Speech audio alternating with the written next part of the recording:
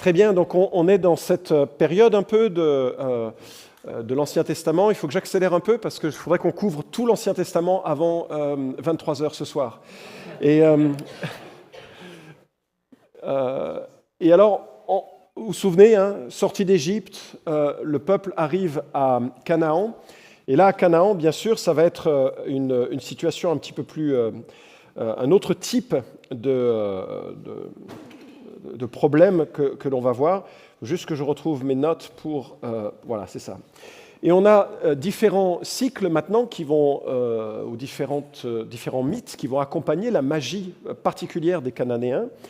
On a la magie du cycle de Baal, Baal, le dieu de l'orage, de la fertilité. On va le retrouver beaucoup, Baal, n'est-ce pas, tout au long de l'Ancien Testament. Donc comprendre un peu son rôle. On a donc ce Baal qui combat Yam, la mer, le chaos, puis Mot, la mort, la sécheresse. Il meurt, descend aux enfers, puis ressuscite grâce à sa sœur Anat, restaurant la fertilité. On est dans un naturalisme, dans le type de magie qui va être réalisé. On va chercher à garder le flot de la vie sur les saisons. Il y a des combats où on voit la déesse guerrière Anat qui massacre ses ennemis dans des bains de sang extatiques. Sympathique. Et puis qui ressuscite Baal en affrontant Mot. Elle incarne la violence sacrée et la sexualité fertile. On a dans ces contrées un peu l'idée de la... Peut-être ça surprend quand on parle de prostitution sacrée.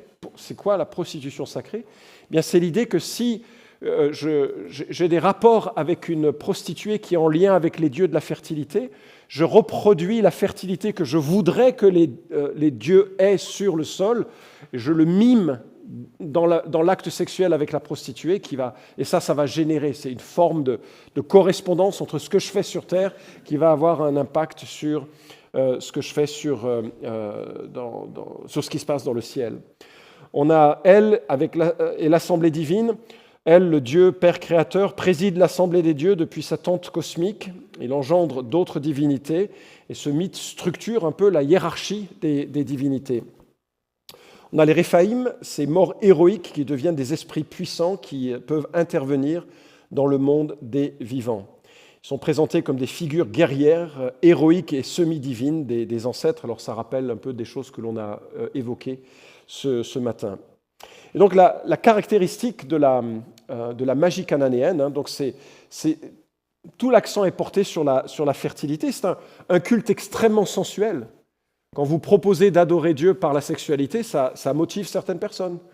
Et donc il va y avoir une vraie tension tout au long de l'histoire d'Israël entre le culte de Baal et puis le culte de Yahweh, tellement différent, tellement formulé sur la base d'une alliance, d'une parole, d'une communion qui s'exprime différemment. Les dieux cananéens, les Cananéens avaient un panthéon très développé, dominé par El. Baal, le seigneur, c'est-à-dire Hadad, le dieu tempête, et Dagon occupaient en pratique une place plus importante. Les déesses Asherah, Ashtarté ou Ashtaroth et Anat avaient, comme Baal, des personnalités violentes à plusieurs facettes. Elles étaient les déesses de la sexualité et de la guerre. Les textes d'Ougarit et les textes égyptiens d'inspiration d'origine sémitique montrent clairement que la religion cananéenne faisait appel au caractère bestial et matérialiste de la nature humaine. Et il y a ce mélange un peu de la spiritualité et de ces éléments. Et on va évidemment voir un certain nombre de correspondances avec la vie d'Israël. Elle, père taureau, et on a trouvé plein de ce qu'on appelle des taurillons, c'est-à-dire des petits taureaux qui étaient là, ce n'est pas des jeux d'enfants, c'était des divinités ou des représentations de la divinité avec lesquelles les gens dans leur maison symbolisaient la présence de Baal. Baal, le fils de El et d'Asherah, dieu de l'orage, de la fertilité et de la guerre. On va retrouver ça avec Élie, n'est-ce pas ? Dans la confrontation en Roi 18, on y revient dans un instant. Anat, déesse guerrière vierge, sœur et amante de Baal. Les déesses vierges, on va les retrouver souvent dans l'Antiquité, et c'est assez surprenant. On va devoir faire réfléchir à ce que ça signifie, parce que plus tard, Jérémie 44, 18, les Juifs se lamentent, depuis que nous avons cessé d'offrir de l'encens à la reine du ciel. C'est ces divinités centrales. Quand je lis Reine du ciel, je me dis, waouh, le concept a eu des développements très intéressants dans l'histoire du christianisme. Et de lui faire des libations, nous avons manqué de tout et nous avons été éliminés par l'épée, par la famine. Il y a toujours eu cette tension en Israël. Est-ce que je reste fidèle à Dieu ou est-ce que je vais avec les Baals?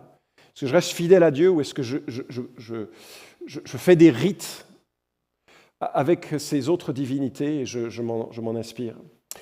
La magie cananéenne, les Cananéens s'intéressaient principalement aux actes rituels extérieurs qui inciteraient leurs dieux à les traiter plus favorablement.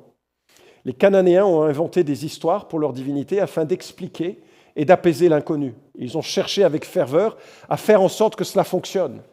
Les rituels sacrificiels cananéens étaient plus diversifiés que ceux d'Israël. Ils offraient davantage d'animaux en sacrifice et exigeaient parfois des sacrifices humains. Pour les Cananéens, la fertilité revêtait d'une importance capitale dans le culte et la prostitution sacrée, tant masculine que féminine, était très répandue. Donc voilà un peu comment on arrive dans ce monde-là. Et on a des interventions dans ce monde-là légitimes du Seigneur, mais qui ressortent pour les personnes qui s'intéressent au monde de la magie et qui ne sont pas chrétiens, qui, pour eux, reflètent des conceptions de monde magique. Pour nous, ce n'est pas de la magie. Mais on voit, par exemple, lors de la conquête, le soleil qui s'arrête, ou lors de la conquête avec Jéricho, on a 7 fois le tour de la ville et elle s'effondre. Moi, j'ai fait 7 fois le tour de la maison de mon ennemi, elle est toujours debout. Non, c'est pas vrai, j'ai pas d'ennemi comme ça. Mais ce sont des choses qui... On fait un rite et il y a quelque chose qui se passe. Donc pour les auteurs non chrétiens, c'est de la magie. Puis pour nous, on se dit, non, c'est pas de la magie. Pourquoi? Qu'est-ce qui distingue la magie de ce qui n'est pas? Là, ça va être important pour demain, par exemple, de savoir comment on fait la distinction, parce que si on ne fait pas la distinction, on ne saura pas comment traiter non plus ces choses-là. Qu'est-ce qui caractérise les interruptions divines, légitimes, de celles qui sont des interventions démoniaques ou des interventions psychologiques illégitimes? La désignation d'Akan, vous vous souvenez? Comment il est trouvé, Akan, le pécheur? Par élimination, tirage au sort, vous faites comme ça, vous, Je viens d'apprendre que dans notre église à Lyon, il y a des vols. J'ai proposé à Philippe Viguier, utilise le mime et le tout-mime. On devrait arriver à trouver des éléments. Il n'a pas voulu. Et pourtant, c'est une désignation par le sort qui pourrait ressembler à la magie. Non, ce n'est pas de la magie parce que c'est comme ça que le Seigneur le prescrit. Donc, ça va être intéressant de voir qu'est-ce qui distingue des processus légitimes des processus illégitimes. La malédiction sur Jéricho, celui qui reconstruira Jéricho, le fera au prix de son fils. Une malédiction qui s'accomplit des siècles plus tard. Pratique magique? Non. Mais c'est intéressant de se poser ces questions parce que c'est ça qui va nous permettre de rentrer dans un discernement des choses, l'arrêt de la course du soleil, etc. Alors on a quelques confrontations intéressantes avec le Dieu d'Israël et on a notamment Balaam qui est l'emblème du faux prophète. Et quand on lit l'histoire de Balaam, on se rend compte que c'est vraiment le type trouble parce qu'il dit des choses vraies et il dit des choses fausses et c'est difficile de faire la part des choses. Et Hurt, qui signe un livre sur l'archéologie biblique, dit « À Tel Der Allah, peut-être le Sukkot biblique, en Transjordanie, des fouilles ont mis à jour des centaines de fragments d'un texte écrit sur du plâtre. Après avoir assemblé certains fragments, ils ont découvert que le texte était centré sur un épisode de la vie de Balaam, fils de Béor, le Balaam du livre de Nombres 22. Le texte excavé décrit une vision divine reçue par Balaam. Voici, les dieux sont venus à lui pendant la nuit et lui ont parlé. Pour une raison quelconque, les Cananéens ont conservé le souvenir de Balaam, mais sans reconnaître que le vrai Dieu avait été impliqué dans son histoire. C'est intéressant, il y a une correspondance biblique de l'archéologie. Si vous vous souvenez de ce qui se passe avec Balaam, vous savez que Balak le fait venir pour qu'il maudisse Israël. Est-ce qu'il arrive à le maudire? Ça ne marche pas. Mince.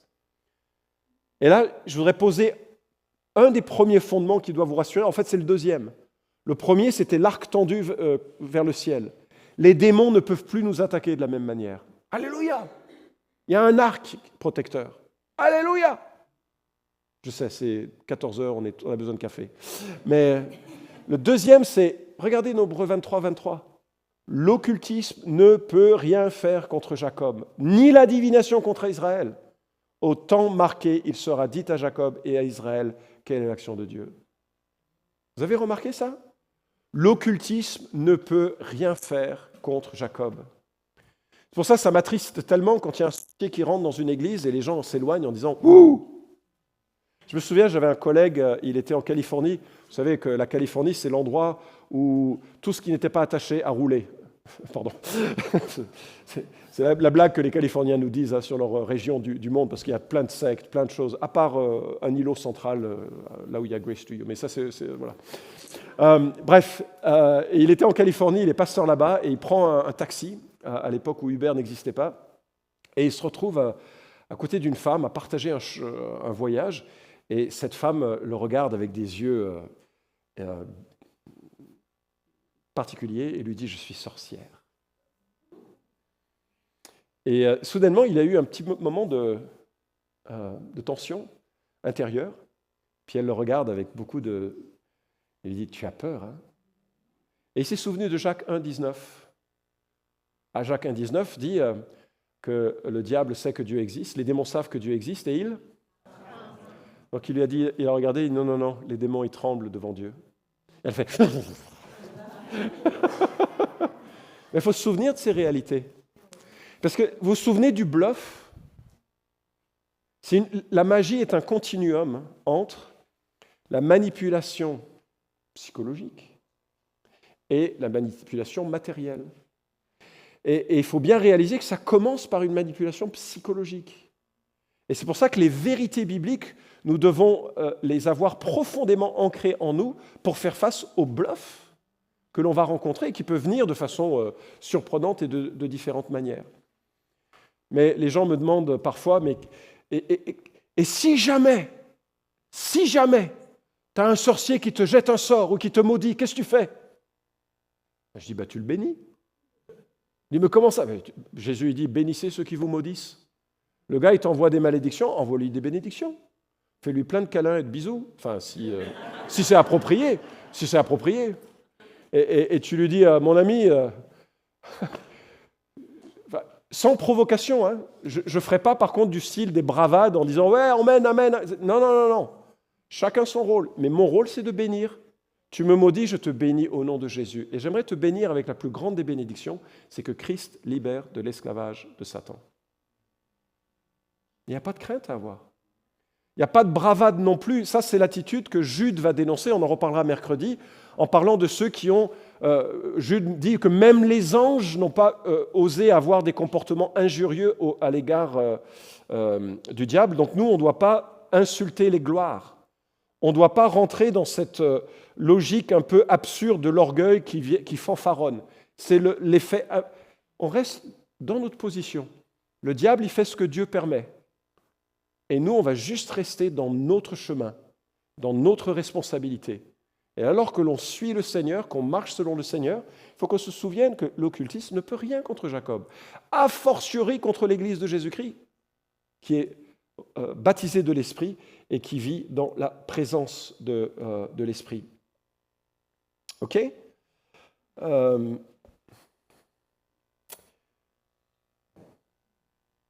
Comme vous le savez, la Palestine était parsemée de hauts lieux cananéens, d'arbres sacrés, de temples élaborés. Certains des textes et objets cultuels qui ont été conservés révèlent une forte orientation vers le sexe et montrent le haut fossé qui existait entre les religions israélites et cananéennes. C'est Albright qui dit ceci. C'est Hort qui dit ceci, et il cite Albright en disant « La culture sédentaire à laquelle Israël a été confronté semble avoir reflété le niveau religieux le plus bas de toute l'histoire cananéenne. » Ce qui correspond exactement à ce que Dieu avait dit à Abraham.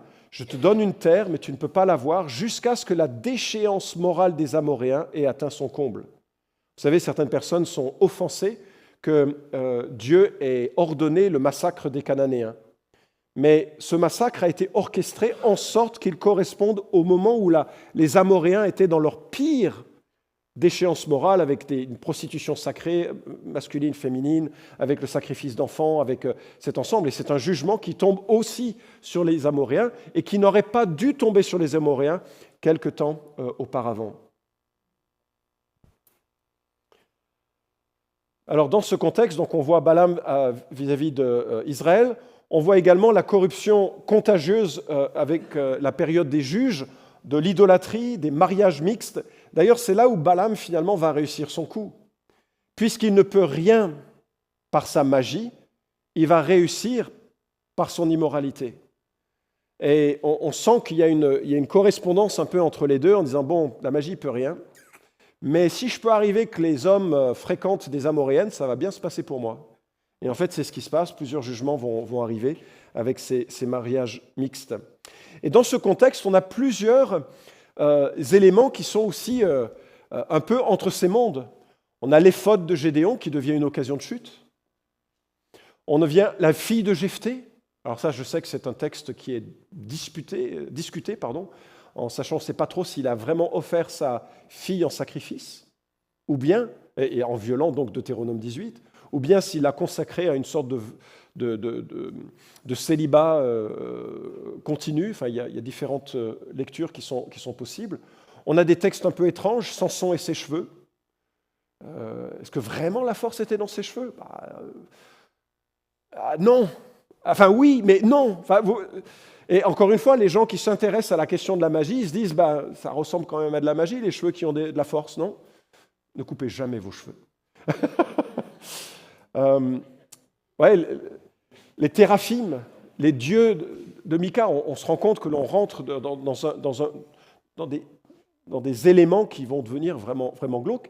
Et puis, on a l'arche chez les Philistins. Ça, c'est un régal, avec les hémorroïdes.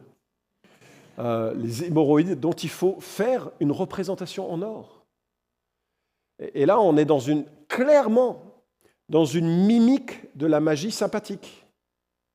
C'est-à-dire qu'on va représenter le mal pour le guérir. Mais sauf que c'est Dieu qui l'ordonne.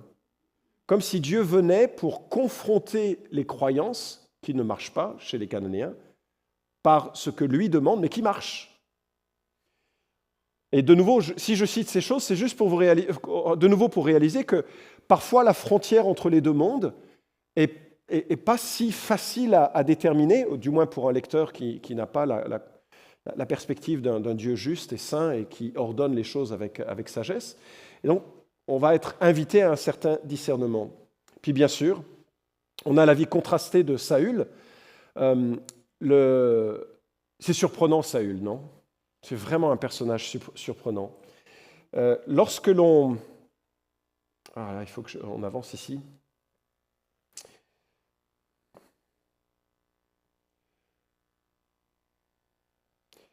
Je vais un peu vite pour qu'on rattrape le temps qu'il nous faut pour que ce ne soit pas trop long aujourd'hui. Lorsque l'on arrive sur Saül, en 1 Samuel 16, il est dit au verset 14 que l'esprit de l'Éternel s'écarta de Saül, tandis qu'un mauvais esprit, venant de l'Éternel, le remplissait d'épouvante. Les serviteurs de Saül lui dirent « Voici qu'un mauvais esprit venant de Dieu t'agite. » Et ça, c'est un texte qui surprend parce que on voit que il vient d'où ce mauvais esprit ? De l'Éternel. Et là encore, ça doit nous rappeler la petite blague que je vous ai fait faire, Dieu le diable. Il n'y a pas Dieu le diable qui se battent dans le monde biblique.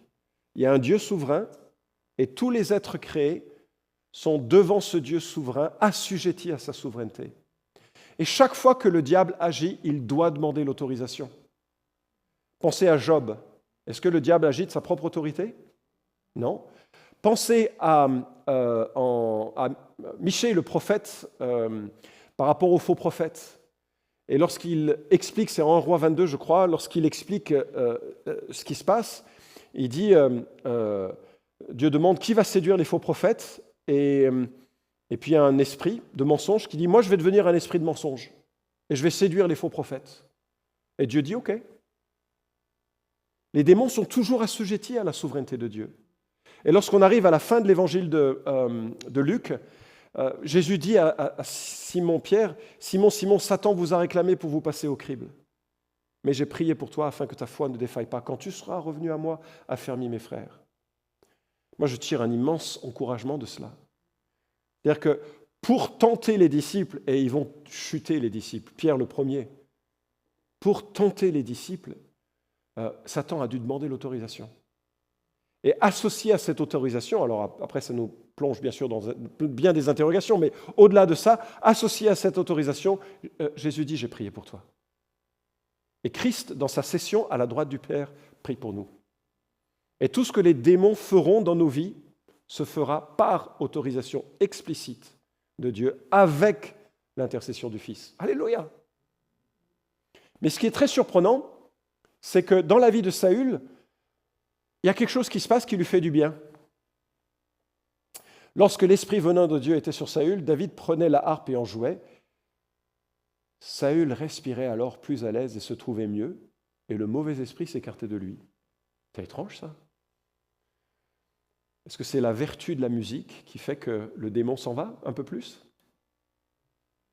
Est-ce qu'il y a des grâces communes? Parce qu'à ce moment-là, David n'est pas peut-être l'auteur des psaumes. Hein. Je ne pense pas que nous soyons confrontés à un temps de louange, comme certaines personnes pourraient le comprendre. Est-ce qu'il y a des grâces communes qui fait que dans cette interaction avec le monde spirituel, certaines choses sont apaisantes? C'est étrange comme texte. Je veux juste le relever, hein. Je n'ai pas de solution nécessairement complète à ce sujet. 1 Samuel 19,9, « Alors le mauvais esprit venant de l'Éternel furent sur Saül qui était dans sa maison, sa lance à la main. David jouait de la harpe. » On voit aussi Michal qui avait un téraphim dans sa maison. Et puis on arrive sur cette scène surprenante de Saül qui va voir la déesse d'Endor. La déesse, la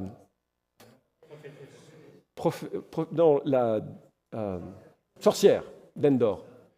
Jet lag est en train de frapper, manque de café aussi, il faut que je recharge un peu. Et on est en 1 Samuel 28. Vous connaissez l'histoire? Donc il cherche à comprendre ce qu'il faut faire, et il est un peu perdu. Et Samuel est décédé depuis 6 mois à 2 ans.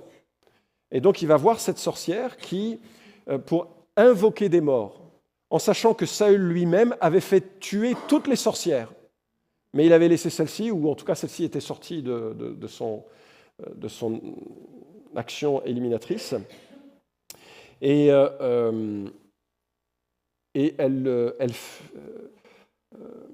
on lit dans le texte, la femme dit « Qui veux-tu que je te fasse monter ?» Et il répondit « Fais-moi monter Samuel. » Lorsque la femme vit Samuel, elle poussa un grand cri et dit à Saül « Pourquoi m'as-tu trompé? Tu es Saül ?»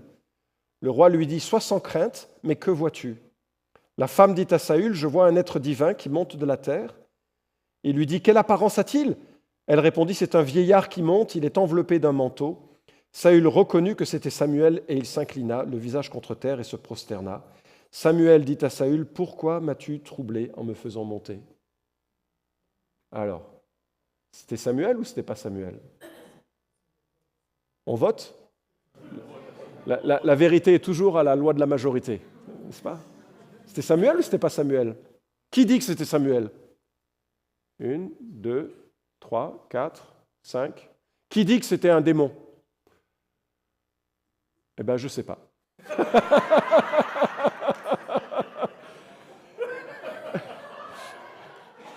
En réalité, si vous allez au Brésil, les habitants ont été corrompus par un de mes contemporains, enfin de mes corélégionnaires, par un Lyonnais du nom de Léon Hippolyte Rivail, autrement connu sous le vocable de Allan Kardec.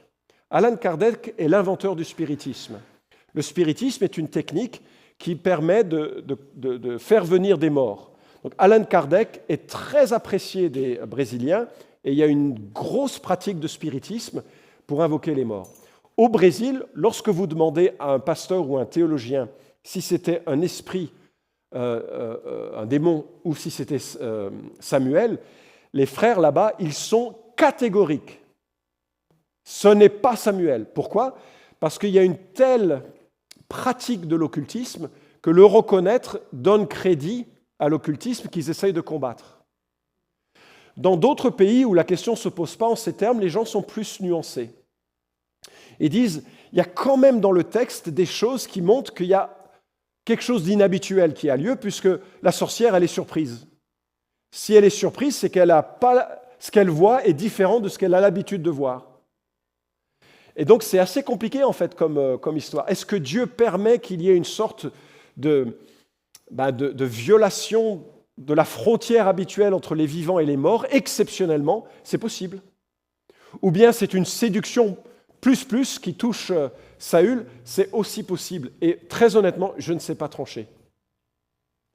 Ce qui n'est pas tellement grave pour nous, parce qu'on sait que ce qui se passe est très mauvais, notamment parce que, et c'est peut-être le plus grave et que l'on omet de voir, Saül mange avec la sorcière. Alors, ce n'est pas le fait de partager un morceau de pain qui est un problème, mais manger avec quelqu'un dans ces pays, ça a une notion de communion. Donc Samuel mange avec une sorcière, il est donc quelque part à établir une communion avec cette femme et avec son système de monde. Et je crois que c'est une bonne chose pour nous d'avoir en quelque sorte une certaine porosité, une certaine incertitude dans la question. Parce que l'une des choses sur lesquelles je veux vraiment insister, c'est précisément la difficulté parfois de trancher entre une pratique légitime et illégitime ou un événement réel ou irréel, c'est-à-dire trompeur ou réel. Et peut-être que ce n'est pas forcément là que la Bible veut impérativement que l'on atterrisse pour se préoccuper d'autres notions. Alors il y a des situations un petit peu, des arguments qui passent de l'un à l'autre, et si ça vous intéresse, on peut aller plus loin dans le temps de questions-réponses, mais je voulais au moins le relever. Ça va? Alors j'aimerais qu'on fasse l'étude de cas numéro 22, un peu pour se réveiller peut-être. Je vois des gens qui disent oui, ce serait une bonne chose, ce serait une bonne chose. Et on va regarder cette histoire. Est-ce que vous pouvez la lire et puis on va discuter un petit peu, quelques minutes. Je vais l'afficher. Hein. Alors c'est marrant, excusez, mais voilà, on parle tel que c'est, hein, mais c'est pas la première fois où j'entends parler de la capacité des règles, du sang menstruel pour un impact. Et je crois qu'il y a une raison pour cela. Bien sûr, le sang de règles avec tout ce que ça implique sur la vie et la mort. Et puis, il y a l'aspect, plus c'est dégoûtant, plus c'est puissant. C'est-à-dire que quand on fait quelque chose d'inhabituel, on imagine que ça a un levier supérieur. Et donc, je pense qu'il y a dans cette... mais je l'ai entendu dans notre église... Enfin, non, je le dis mal, là. Je ne l'ai pas entendu dans notre église. Mais il y avait une dame de notre église qui m'avait présenté à une médium et pour que je lui parle de l'Évangile. Et cette femme, quand je l'ai rencontrée, m'a fait part qu'elle utilisait des sucres trempés dans les règles menstruelles pour certains rituels. Et j'étais dit, je suis tellement content d'être chrétien. Et ok, comment vous comprenez ces choses? Qu'est-ce que vous en pensez? Comment est-ce que vous lisez cette situation? Qu'est-ce que vous conseillez, vous qui êtes en master de counseling biblique?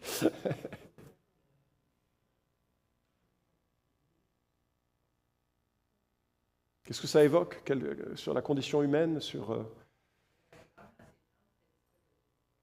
Ok. Une des pistes possibles, c'est que la douleur dans les jambes est psychologique. Ok. Quoi d'autre?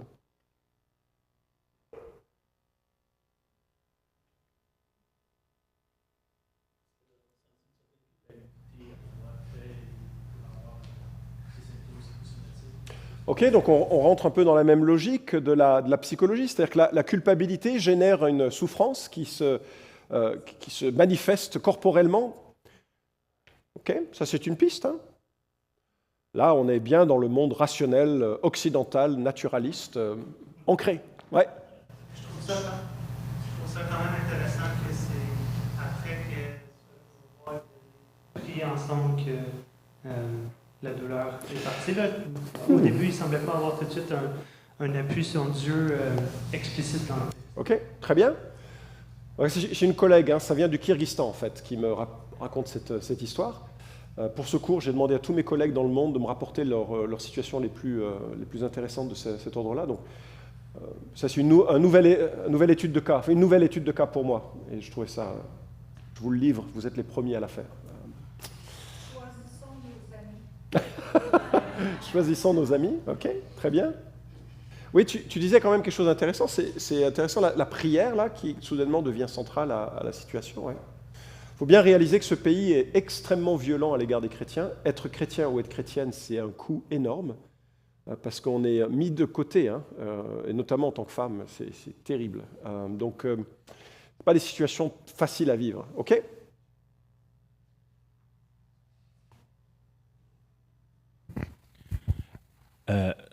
C'est un commentaire puis en même temps une question. On dirait que quand quelqu'un veut tellement quelque chose, qui ressort de l'étude de cas, pour moi, c'est quand tu veux tellement quelque chose, en tant que chrétien, des fois, il y en a qui sont prêts à aller, oui, j'ai ma foi chrétienne, mais là, pour avoir mon ânane ou ce qui me manque ou mon idole, je vais faire ça en plus. Et c'est ça qui me frappe dans ça. C'est comme, je veux tellement ça, c'est tellement un idole puissant pour moi que je vais aller faire ça. Et ensuite, ben là, je suis pogné avec mes conséquences, dans le fond. C'est ça qui ressort pour moi de... Clairement, je pense que c'est une très bonne remarque. Et effectivement, la souffrance nous fait pousser à chercher des solutions souvent.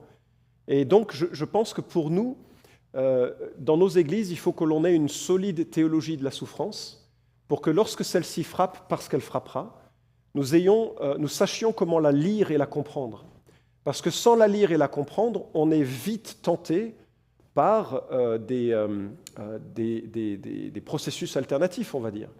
L'un des anciens de notre Église, un ami à moi que j'aime profondément, a soudainement été diagnostiqué avec ce qui apparaissait sur un MRI, sur une IRM, merci, comme une sorte de coupure au pancréas qui pouvait laisser penser une lésion cancéreuse. Et on était tous effondrés. Enfin, il vient juste de prendre sa retraite, il a encore une vie active, et soudainement, vous savez que le cancer du pancréas, ça peut être super rapide. Il est ancien, sa femme est conseillère, ils sont très ancrés dans l'écriture, dans le service. Elle m'a dit, tu ne peux pas savoir le nombre de gens qui sont venus me voir pour dire, tu sais, parle à ce guérisseur, il sait parler à la maladie.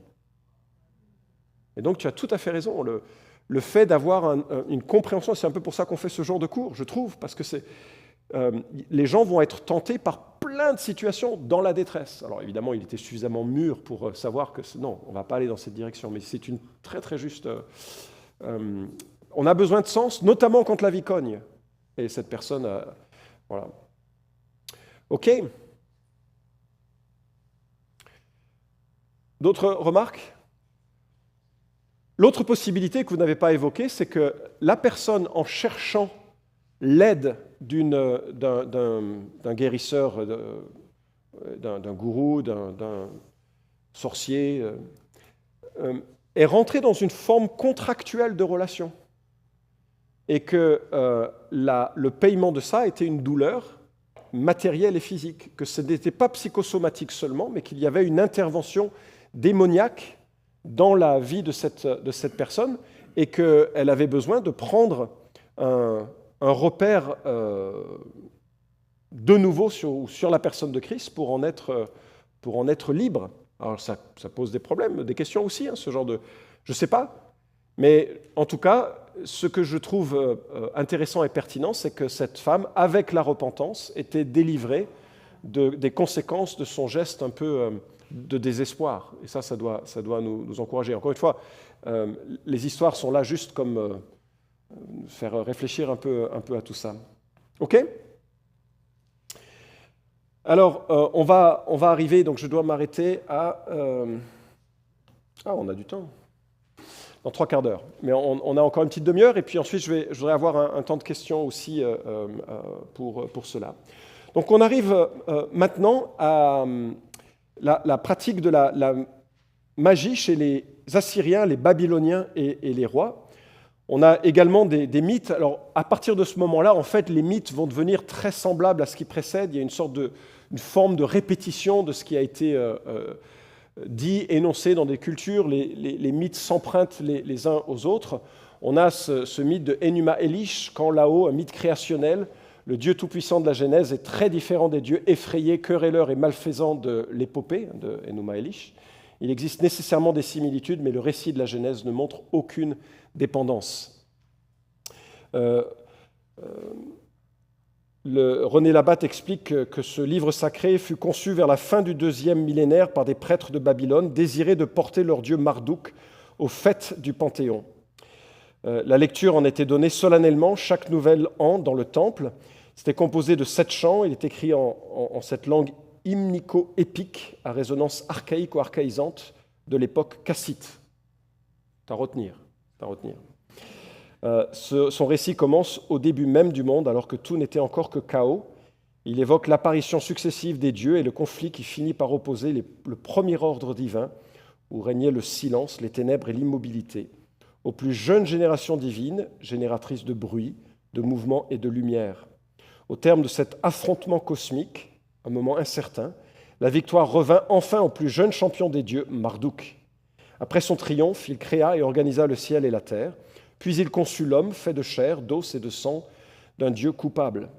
L'œuvre se termine sur la glorification de Marduk, dont les dieux proclament les 50 noms qui font de lui le dieu de tous les rites et de tous les pouvoirs. Et puis on a cette épopée de Gilgamesh, un texte qui est écrit en akkadien, 2000 ans avant Jésus-Christ, qui raconte les aventures du roi d'Uruk. On a Gilgamesh et son ami Enkidu, ce sont des amis, d'ennemis qu'ils étaient avant, et ensemble ils vont réaliser des exploits. Ils triomphent du géant Umbaba, gardien de la forêt des cèdres. Ils terrassent le taureau céleste qu'Ishtar, dans son courroux, avait envoyé contre eux. Grisés de gloire, ils succombent à l'orgueil. Le destin va les punir en leur démesure. Il frappe d'abord Enkidu, qui meurt dans les bras de son ami. Hanté désormais par la peur de la mort, Gilgamesh tente de percer le secret de la vie éternelle. Et en cherchant le secret de la vie éternelle, va se développer toute une série de pratiques religieuses pour essayer de trouver ce que finalement le reflet de ce que nous avons en Genèse. La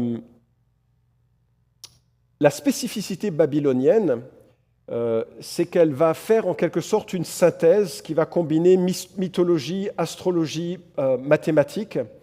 Il va y avoir des conséquences religieuses. La naissance de l'astronomie mathématique et l'astrologie hellénistique vont être le fruit un peu de cette synthèse. Et les pratiques magiques de Babylone vont influencer tout l'Orient méditerranéen. Les Babyloniens se distinguent par leur approche scientifique de la magie. Ils transforment les mythes ancestraux en des systèmes techniques reproductibles. On va rentrer dans il va y avoir des catalogues de rêves, il va y avoir des catalogues de sorts, il va y avoir ça devient presque scientifique, quoi. C'est un peu l'idée qui est utilisée par les gens qui s'intéressent à cette question. Et bien sûr, on a des prophètes qui vont arriver dans ce monde-là, notamment Daniel, et qui va maîtriser toutes ces techniques et tous ces arts, mais qui va se distinguer par son attachement au Seigneur.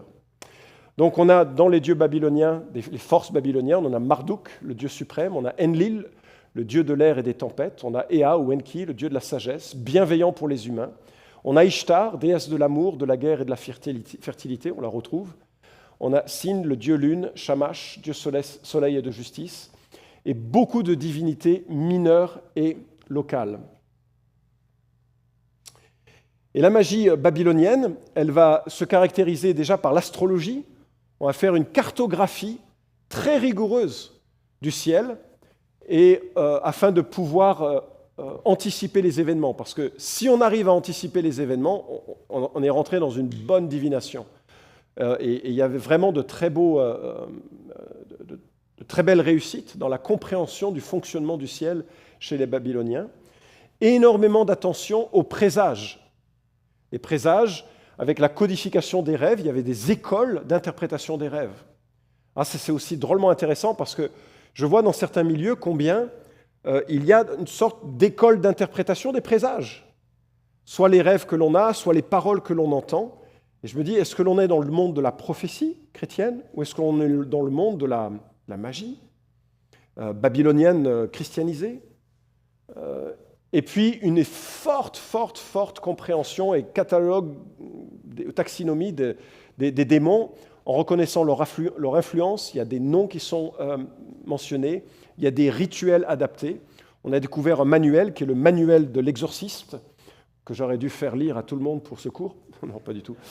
Où on retrouve que les mots engendrent la réalité, qu'il y a des rites à mémoriser parce qu'ils sont efficaces. Parce qu'ils sont efficaces. Si je fais ce rite, c'est ça qui va avoir lieu. Là, c'est comme, si j'ai mal à la tête, je prends de l'aspirine, ça va le... C'est ce genre de choses que l'on va lire. On a retrouvé des listes de diagnostics associés à des incantations spécifiques. C'est Gosden qui le dit, donc l'archéologue britannique spécialiste de la magie. Certaines d'entre elles s'attaquaient spécifiquement à des maladies, des maux ou des démons spécifiques. Le prêtre devait maîtriser les rituels de purification des hommes, de la bouche, des maisons. La liste contient aussi des mesures contre les rêves maléfiques, contre l'impuissance, Viagra n'existait pas, et pour l'accouchement et la protection des nourrissons. Juste dans mes notes, par rapport à l'astrologie, je vois qu'il y avait une sorte d'établissement de cartographie céleste où chaque dieu gouverne une portion du ciel, et il y avait des prédictions un peu politiques que l'on faisait à partir de ce que l'on pouvait voir dans les astres. Évidemment, dans la codification des présages, il y avait un corpus divinatoire. Et par rapport au développement de la démonologie, eh bien, il fallait... on a une liste de compétences requises qu'un Ashipou devait, c'est un sorcier ou un prêtre, devait maîtriser. Ça a été rédigé au milieu du 7e siècle avant notre ère. Il y avait des lignées d'exorcistes, c'était des formations sur plusieurs années pour obtenir le diplôme d'exorciste et pour pouvoir exercer. Le prêtre devait maîtriser les rituels de purification, comme je l'ai évoqué. Je vais vous donner quelques conseils pour que vous sachiez comment se représentait la magie de l'époque par rapport à l'expulsion ou la protection des démons.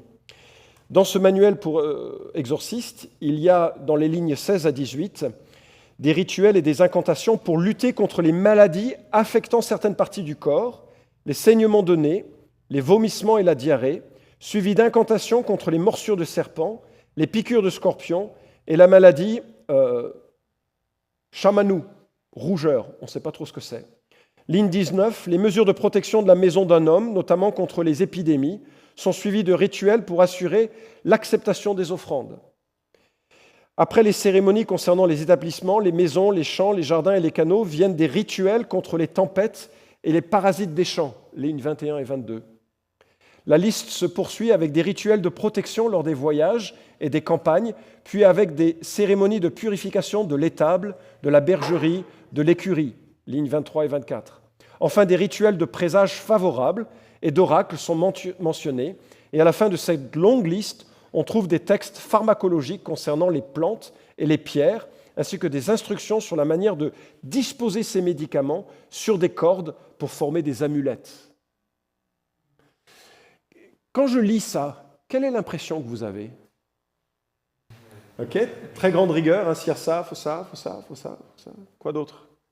Si vous étiez un homme lambda de cette civilisation, comment vous vivriez? Toute correspondance à des situations actuelles étant purement fortuite. Oui, effectivement, la complexité rend la chose scientifique, pour utiliser un langage actuel, bien sûr. Mais imaginez que vous êtes un citoyen lambda, oui. Et donc, on va de la magie, c'est un continuum qui va de la manipulation mentale à la manipulation matérielle, réelle, substantielle. Ça commence, mais c'est difficile ouais. Ah oui, on va substituer peut-être des prêtres ou des gens pour exorciser les démons, c'est ça? Oui, ça peut être une manière de voir la correspondance dans certains milieux aujourd'hui. Mais imaginez que vous êtes un citoyen de Babylone à ce moment-là. Quel est le sentiment que vous devez avoir quand vous marchez dans la vie? Moi, quand je lis ça, je me dis, les gars, ils devaient être effondrés de peur. C'est-à-dire que si vous êtes convaincu que tout ce qui arrive est le fruit d'esprits en grand nombre autour de vous dont il faut vous protéger, mais il n'y a jamais de fin à la crainte qu'il vous arrive quelque chose. Parce que s'il y a une chose d'imprévisible, c'est comment un démon ou un esprit va se comporter, n'est-ce pas? Ou une divinité. En plus, vous avez vu comment ils sont capricieux? Quand vous lisez les récits créationnels, les mythes anciens, les dieux ne sont pas ceux que vous voulez inviter pour votre anniversaire. Ils mettraient la pagaille. C'est des êtres cruels, parfois gentils, mais souvent impulsifs. Et donc, vous êtes devant ces forces qui vous entourent, qui sont méchantes, impulsives, changent d'avis, s'attaquent les unes les autres. Donc, on doit vivre dans une anxiété permanente. Et les gens sont prêts à payer les services d'un prêtre pour favoriser la naissance d'un enfant, pour favoriser la guérison de sa maladie, pour se prémunir de problèmes qui viendront. Et donc, en fait, les gens qui vivent sous le monde de la magie sont des gens qui vivent sous le monde de la peur. Et ça, c'est à garder en tête parce que ça joue énormément sur la manière dont on doit parler à ceux qui, aujourd'hui, sont dans le monde de la magie et de l'occultisme. Les gens qui font de l'occultisme ne sont pas forcément ces sorciers méchants, mauvais, qui veulent phagocyter les gens. C'est des gens qui ont peur ou qui jouent du commerce de la peur, font leur commerce de la peur. Comme de ce temps-là, au temps de ces civilisations. Donc ça, j'ai lu ça. Alors, il y avait aussi toute une hiérarchie. Donc, vous aviez les grands dieux, puis vous avez aussi les démons, les dieux inférieurs. Lamashtu était une créature à tête de lion avec des oreilles d'âne. Si vous cherchez à donner un petit cadeau d'anniversaire à vos petits-enfants pour Noël. Des dents de chien et des griffes d'aigle. Elle avait tendance à attaquer les nourrissons et les femmes avant, pendant et après l'accouchement. Des rituels préventifs contre Lamashtu pouvaient être pratiqués. Par exemple, détruire ou enlever des figurines représentant Lamashtu ou porter des amulettes représentant Lamashtu. Une fois l'attaque de Lamashtu survenue, divers remèdes étaient possibles, notamment contre la fièvre.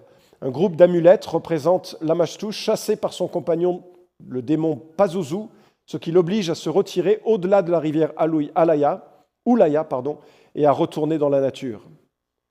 C'est compliqué, hein? C'est compliqué. Moi, je vais en Afrique et je vois des gens dans nos églises. Et ils ont des petits bracelets comme ça en corde. Ou bien je vois des enfants qui ont des petites cordelettes autour de la taille. Il y a des frères qui me disent, oui, hein, tu vois ce que c'est c'est quoi? C'est des gris-gris en fait. C'est des gris-gris. Comment? Alors exactement, c'est contre le mauvais œil, c'est exactement ce genre de pensée. Moi, juste pour la petite histoire, je trouve ça rigolo, mais parfois les chrétiens occidentaux vont faire des camps en Afrique. Pierre, je ne sais pas si tu as vu ça, mais on va faire des camps pour enfants avec, vous savez, l'évangile avec à couleur. Vous savez, je ne sais plus comment ça marche, hein, parce que je n'ai pas grandi dans une famille chrétienne, donc ça fait pas partie de mes souvenirs. Mais et les enfants sont très contents de porter ça. Mais il faut se poser la question, pourquoi ils sont très contents de les porter? Est-ce que parce qu'ils comprennent l'évangile ou parce qu'ils pensent que c'est un gris-gris de blanc qui va vraiment marcher pour eux? Parce que les gens, ils vivent dans ce monde-là. Ils vivent dans ce monde-là. Donc on va porter des amulettes, on va porter des éléments pour se protéger. On va essayer également d'obtenir des informations. Donc l'extispicine ou l'hépatoscopie. Je préfère l'hépatoscopie. L'hépatoscopie, c'est quoi? Eh bien, et on le trouve ça dans le recueil Baratou, précédemment cité, bon, pas chez nous, mais dans l'article de l'Universalis là-dessus. On indique certains aspects de cette symbolique qualitative. Donc on va prendre le foie et on va lire le foie. On ne va pas faire un plat de foie, on ne va pas faire des grillades. On va regarder, on fait un sacrifice d'un animal, on va ouvrir et on va juste observer comment il se présente. Et selon comment il se présente, selon les formes qu'il a, sur les endroits différents du foie, on va lire des choses. On va s'intéresser à la longueur de l'élément observé, parce que sa longueur va indiquer la réussite dans l'avenir. On va regarder la mobilité et la liberté de l'organe, l'abondance, la renommée, la protubérance, la renommée, le point, etc. On va regarder tout ceci pour extraire une information, n'est-ce pas? Donc, vous vous souvenez des 3 objectifs de la magie tels qu'on pouvait le lire en Deutéronome? Vous vous souvenez? Relation, Information, opération, 20 sur 20, magnifique. Donc là, on est dans quel type d'objectif? L'information. Lorsque l'on parlait des amulettes et autres, on était dans quel type d'objectif? Moins d'informations, opération. On cherche à contrer les influences mauvaises ou au contraire à influencer le sort des événements pour obtenir des informations positives. D'accord? L'astrologie, bien sûr, si une étoile éclaire comme une torche depuis l'est et s'établit à l'ouest, l'armée principale de l'ennemi sera en déroute. Si un éclat lumineux apparaît et apparaît encore au sud, fait un cercle et fait à nouveau un cercle, s'arrête et à nouveau reste arrêté, puis se ternit à nouveau et se disperse, alors le souverain va capturer de nombreux biens lors de son expédition. Si vous cherchez à faire un voyage en Europe pour des affaires, regardez bien si ça va marcher ou pas avant. Alors, tout cet ensemble-là forme une conception du monde où les gens cherchaient à obtenir une communion ou bien une information ou bien une opération. Et dans ce contexte-là, on trouve aussi une interaction avec le peuple de Dieu et avec les rois d'Israël. Certaines de ces interactions sont d'ailleurs absolument tragiques. Et on a l'idolâtrie du roi Salomon, n'est-ce pas? Qui va être suscitée par quoi? Ses épouses. C'est toujours une question d'idolâtrie. Et donc, effectivement, un roi, chapitre 11, Salomon se rallia au culte d'Ashtarté, divinité des Sidoniens, au culte de Milcom, l'abomination des Ammonites. Salomon fit ce qui est mal aux yeux de l'Éternel et ne suivit pas pleinement la voie de l'Éternel comme son père David. Alors Salomon bâtit sur la montagne qui est en face de Jérusalem un haut lieu pour Kémosh, l'abomination de Moab, et pour Moloch, l'abomination des Ammonites. Il agissait ainsi pour toutes ces femmes étrangères qui offraient des parfums et des sacrifices à leurs dieux. C'est tragique, hein? Et donc on va voir que cette loyauté envers l'Éternel va glisser pour devenir une corruption par cela.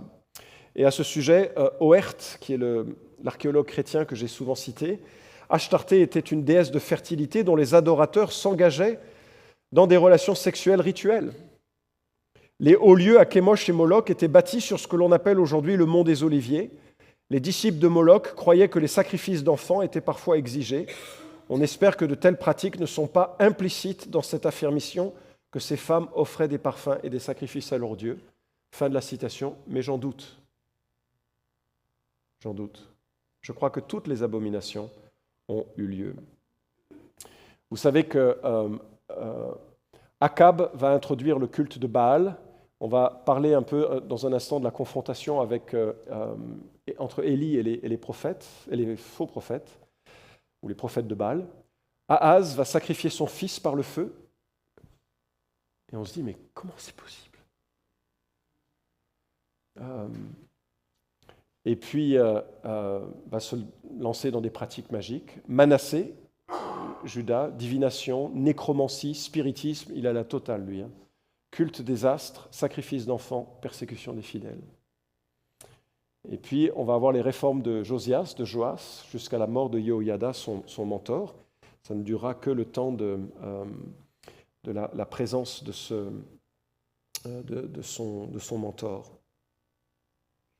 Alors, parmi les grandes confrontations que l'on a, il faut citer Akab, Élie, Baal et Yahweh. C'est beau comme texte. Vous vous souvenez un peu de ce qui se passe en 1 Roi, chapitre 17? Alors déjà, pardon, on a la vie d'Élie, qui est une série de miracles. Les corbeaux viennent nourrir Élie en Roi 17. Dieu ordonne à la veuve de le nourrir, et puis il y a cette huile qui ne se vide jamais. C'est étrange d'ailleurs. Encore une fois, on est là un peu, on se dit c'est de la magie ou c'est de la... Non, c'est une intervention divine. Mais on est sur des codes qui sont quand même assez proches. Le pot de farine qui ne s'épuise pas. On a Dieu qui ressuscite le fils de la veuve. Comment? Le prophète s'étendit 3 fois de tout son long sur l'enfant, invoqua l'Éternel et dit « Éternel, mon Dieu, je t'en prie que le souffle de cet enfant revienne en lui. » L'Éternel écouta la voix d'Élie, le souffle de l'enfant revint en lui et il reprit vie. C'est étrange. Comment s'allonger sur un enfant et puis il reprend vie?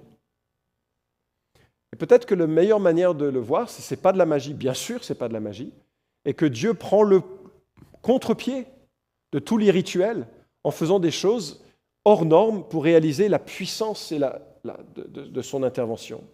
Et puis on a peut-être 1 Roi 18 qui est le plus emblématique du cycle d'Élie et des prophètes de Baal. Jézabel avait fait tuer les prophètes de l'Éternel. Abdias, préposé à la maison de l'Éternel, en a caché 100, 50 à la fois. Dieu demande à Élie de se présenter devant Akab et puis de proposer une confrontation avec d'un côté les prophètes de Baal, donc 450 prophètes de Baal et 400 prophètes d'Achéra qui mangent à la table de Jézabel. Ça fait beaucoup un entretien, 800 personnes à entretenir chaque jour, c'est coûteux. Moi, je suis content quand nos enfants sont partis, c'était moins cher. Et puis on a cette confrontation donc, avec le prophète. Peut-être on peut lire 1 Roi chapitre 18, ouvrir la Bible ensemble.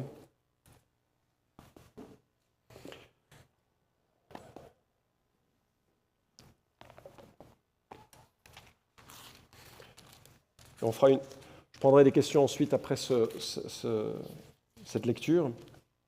1 Roi 18,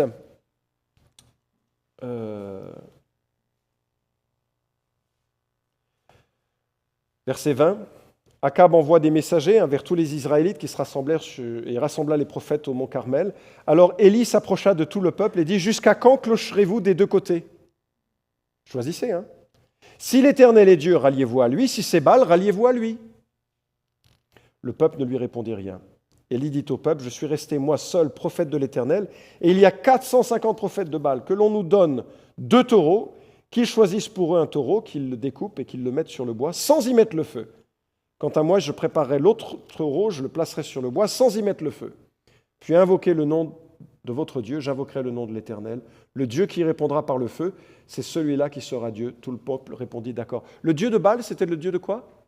Vous vous souvenez? Ah oui, l'orage, du tonnerre, c'est magnifique comme confrontation. Tu dis que ton Dieu, c'est le Dieu du tonnerre, l'orage, la foudre, il devrait intervenir. Et donc, il le prépare.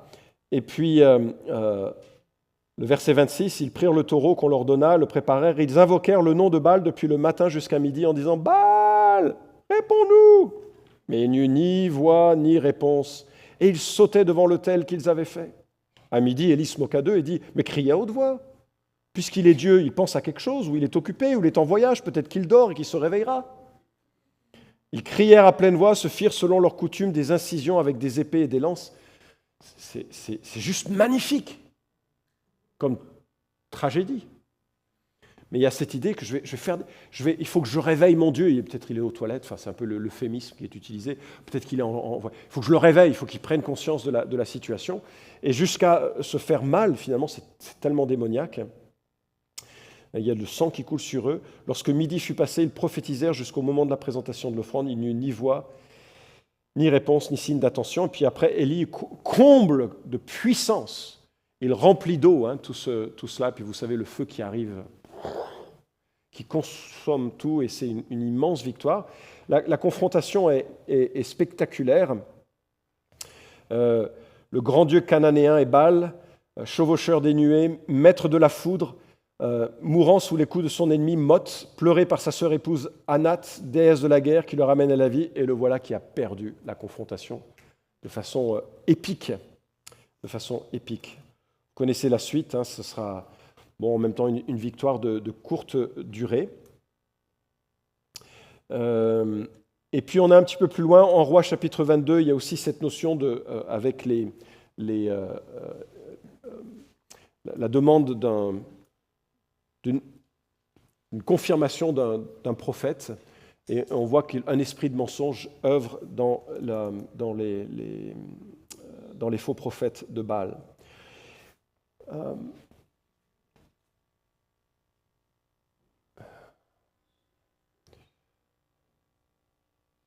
On va avoir Élie, successeur d'Élisée, successeur d'Élie. Et là, c'est drôlement intéressant parce que Élisée, il va purifier de l'eau malsaine de Jéricho. Vous vous souvenez comment il va le faire? Je ne sais pas si vous avez jamais eu de l'eau malsaine dans un puits chez vous. Vous pourriez essayer. Apportez-moi un plat neuf, mettez-y du sel. Il sortit vers la source d'eau, il jeta du sel et dit, ainsi parle l'Éternel, j'ai assaini cette eau. Ça marche bien, hein? C'est magique. Enfin, moi, je peux vous dire, si je suis en Afrique et que les gens disent l'eau n'est pas bonne, et que quelqu'un vient et met du sel, je me dis, ça sent la magie. Mais quand c'est Élisée qui le fait, ce n'est pas de la magie. C'est l'œuvre de Dieu. C'est intéressant comme... puis il y a plein de choses chez Élisée qui sont surprenantes. Hein. Élisée maudit les jeunes hommes qui l'oppressent. Ça ne se finit pas bien pour eux.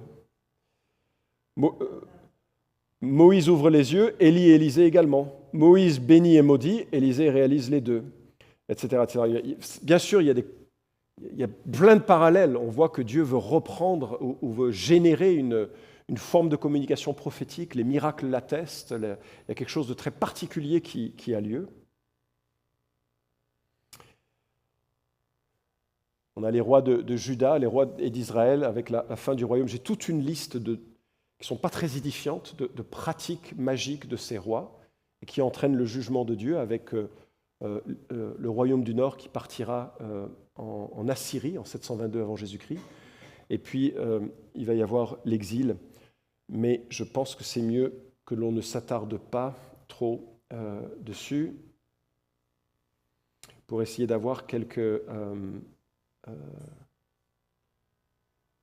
questions, puis on reviendra là-dessus. Est-ce qu'il y a des questions? Je reviendrai dessus, ouais. On fera une pause bientôt, hein. Un petit quart d'heure là. C'est ça. Soit vous êtes complètement épuisé d'entendre un Français parler dans un accent détestable.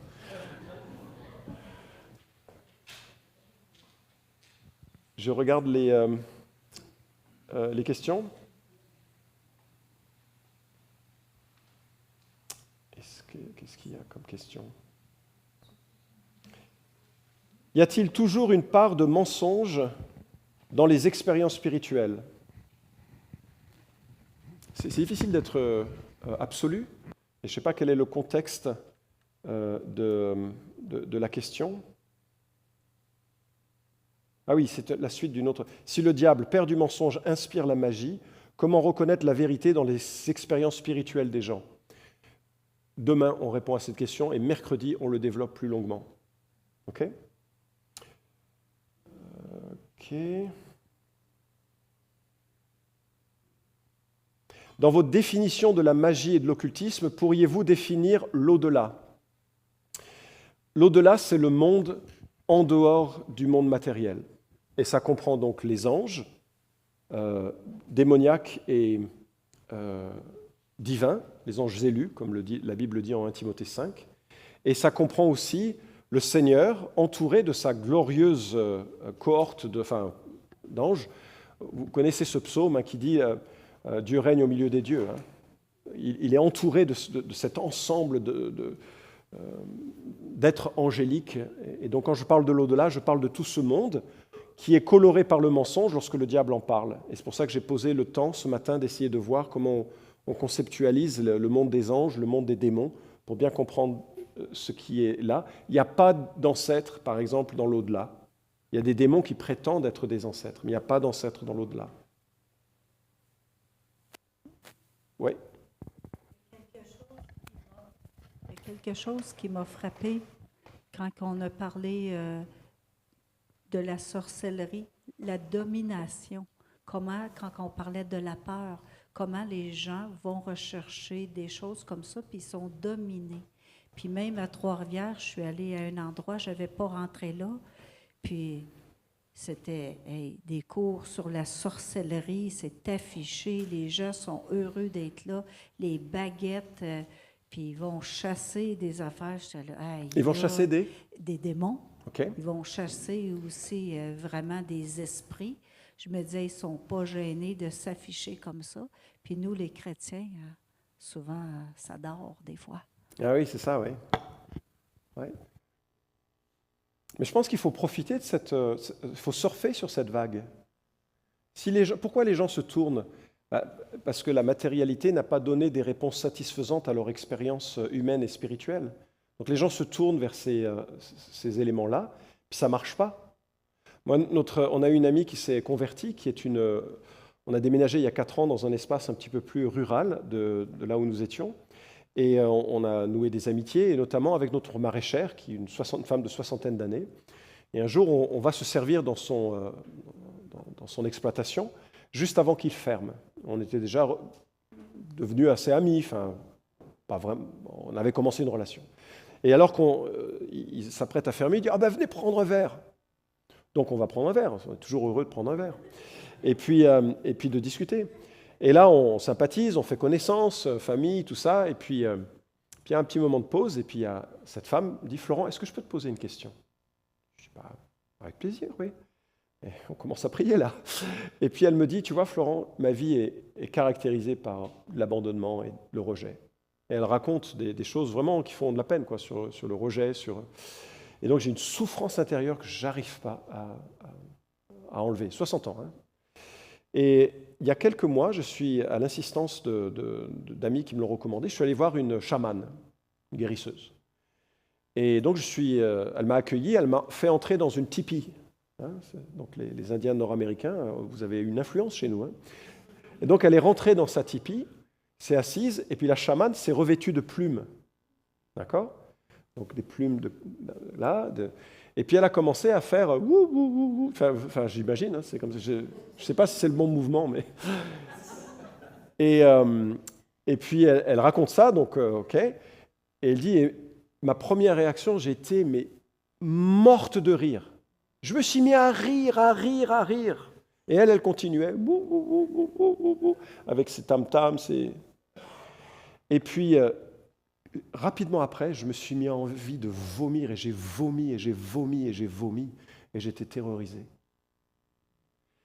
Et ma femme qui était là, elle priait, « Seigneur, interviens, rentre dans cette conversation. » Et moi, j'écoutais, donc il y a son mari qui dit « Toi, t'es pasteur, hein ?» Je dis « Oui. » Il dit « T'en penses quoi ? Parce que depuis qu'elle a vécu ça, elle est vraiment devenue très pénible. » Je dis « Waouh, c'est le boulevard. » Le boulevard. Et je lui ai dit « Oui, je ne nie pas que c'est une vraie expérience que tu as vécue. Et ça me désole que tu aies vécu tant de souffrance et de détresse et d'abandonnement. Mais moi, je connais quelqu'un qui peut vraiment guérir cet abandonnement, mais ça... c'est pas de la même manière. Je ne dis pas que ce que tu as vécu est mauvais, bon, c'est pas le propos. Ou que c'était pas vrai, ou pas authentique, ou pas fort. Je comprends ce que tu as vécu. Je comprends. Le monde spirituel est réel. Mais j'ai quelque chose de meilleur à te présenter. Et elle me dit, bah oui, ça m'intéresse. Ah bon, un Français qui est intéressé par ça. Je dis, mais tu sais, ce serait un parcours découverte de la Bible. On va se voir 5-6 fois peut-être. Hein. C'est tout gratuit, hein, t'inquiète pas, parce que là, c'était cher chez elle. Hein, mais c'est tout gratuit, mais on serait heureux de te faire passer par... Elle me dit, oui. Non, mais enfin, réfléchis, prends le temps d'y réfléchir. Enfin, je ne voulais pas la presser trop. Non, c'est bon, je veux le faire. Et elle a fait un groupe découverte, et elle s'est donnée à Christ il y a quelques temps. Elle va se faire baptiser d'ici quelques mois. Et je me dis... pourquoi elle a fait ça ? Parce qu'elle a une souffrance qu'aucune manière de vivre contemporaine ne permet d'apaiser. Quelle est l'offre qui est proposée ? L'offre, elle est proposée par ces gens-là, justement, qui font beaucoup de bruit et qui se présentent comme pas du tout religieux, comme étant totalement neutres, comme c'est le culte du bien-être. Et c'est une forme de magie, et ils ne le réalisent pas, bien sûr. C'est une forme alternative de spiritualité. Mais il faut surfer sur ça. Et il faut aussi que l'on sache et qu'on puisse l'évoquer en des termes qui font sens pour ceux qui le vivent. Et ne pas s'inquiéter de ça. Parce que je vois trop de chrétiens qui ont peur de ça. Il ne faut pas avoir peur. Les gens, ils font ce qu'ils peuvent avec ce qu'ils ont. Hein. Et nous, on a quelque chose de bien meilleur, et c'est ça qu'il faut présenter en priant qu'on ait les mots de salut. Je ne sais pas si je réponds à ta question, mais... Oui, ça donne des idées d'aller. Surtout, de prier, c'est très bien, et d'aimer. Ces gens ne sont pas nos ennemis. Ce ne sont pas nos ennemis. C'est des gens qui sont conduits par leur ignorance, par le Dieu de ce siècle qui a aveuglé les intelligences. Mais on a un Dieu qui ouvre les yeux des aveugles. Et il faut qu'on soit là avec la bonne nouvelle de Jésus-Christ qui ouvre les yeux et qui offre de meilleures réponses à de vrais problèmes. C'est intéressant d'ailleurs, depuis qu'elle est devenue chrétienne, cette femme ne cesse de lui demander « Mais reviens. » C'est une lutte pour elle, c'est une lutte. Elle a à la fois trouvé, puis en même temps, c'était un monde sensuel. Il y a eu d'autres choses qui se sont produites. Bref. Bon, j'espère avoir en tout cas évoqué quelques pistes. Une autre question ? Dans les 5 minutes qui nous restent, sinon je regarde la liste, là, s'il y a des choses. Que penses-tu des terreurs nocturnes à saveur démoniaque ? Rêve, paralysie du sommeil. Alors, les terreurs nocturnes, parfois, concernent les enfants. Il y a un âge où c'est des choses qui se voient. Moi, j'ai été témoin de on était chez ma fille, et notre petit-fils a eu une terreur nocturne absolument spectaculaire, et notre fille était convaincue que c'était démoniaque. Je regardais, je n'étais pas certain. Non, enfin, ça m'a pas... Je crois que c'est un phénomène qui peut être absolument compris en des termes psychologiques, qui ne sont pas nécessairement des phénomènes démoniaques. Je crois que je crois qu'il va falloir qu'on conceptualise ces éléments, on le fera à partir de mercredi. Il y a des souffrances qui peuvent venir sur nous en tant que famille, qui sont d'origine démoniaque, parfois, ou pas. Et la manière de réagir doit être fondamentalement ancrée dans ce que les Écritures disent. Et donc, lorsque on est dans un rêve de terreur nocturne, est-ce que l'on est responsable de ce rêve ? Je n'ai pas l'impression, n'est-ce pas ? Je ne pense pas qu'on soit responsable, enfin, sauf si on a trop mangé, que voilà, c'est une indigestion qui se manifeste, mais peut-être. Mais je ne pense pas qu'on soit responsable. Donc, la catégorisation de ce qui se passe est peut-être plus de l'ordre de la souffrance. Donc, si on passe par des souffrances, comment est-ce que, peut-être même des souffrances démoniaques, qu'est-ce que l'Écriture nous dit pour faire face et confronter de telles souffrances ? Et peut-être que c'est la bonne piste. Si vous lisez un livre qui s'intitule « At the Feet of the Snows » par... je crois que c'est Waters, l'auteur. C'est un magnifique récit missionnaire d'un homme qui a été missionnaire au Népal dans les années 60 à 80, 90. Et c'est un homme qui est allé dans un village du Népal extrêmement reculé, à une époque où les moyens de communication et de transport étaient très limités. Et il écrit ce récit où il est devenu le proche des chamans. À mon avis, il est devenu trop proche des chamans. Enfin, il a voulu expérimenter avec eux la vie et la spiritualité. Donc, à un moment donné, à mon sens, il est allé trop loin dans l'observation de ce qui se passait et dans la communion quasi spirituelle avec eux. C'est un homme de Dieu, et pendant 6 mois, l'un de leurs enfants, qui depuis est devenu missionnaire, mais l'un de leurs enfants se réveillait pendant plusieurs heures en incarnant des animaux, comme le chaman, c'est-à-dire le serpent, ou bien le léopard. Mais quand vous êtes parent et que votre enfant fait pendant 2 heures ou 3 heures au milieu de la nuit des mouvements et des bruits, et son regard est comme un serpent, ou son comportement est comme un animal, vous flippez déjà, et puis c'est fatigant. Première nuit, ça va, deuxième nuit, 3 mois, 4 mois, 5 mois, ils étaient épuisés. Et ils avaient ils étaient seuls, aucun moyen de régler de leur perspective cela, Et donc finalement, ils ont décidé de repartir à Katmandou, et ça c'est plusieurs jours de voyage, pour demander et solliciter la prière de leurs coéquipiers. Et donc ils sont retournés à Katmandou, et là ils ont eu des réunions de prière avec tous les coéquipiers, que Dieu les protège et que les garde, et c'est à ce moment-là que les rêves ont cessé.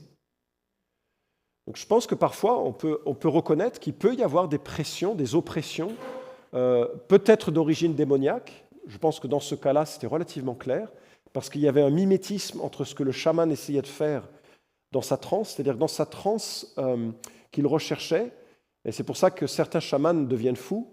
Ils cherchent cette fois-ci une relation. Vous vous souvenez des 3 objectifs, relation, information, opération.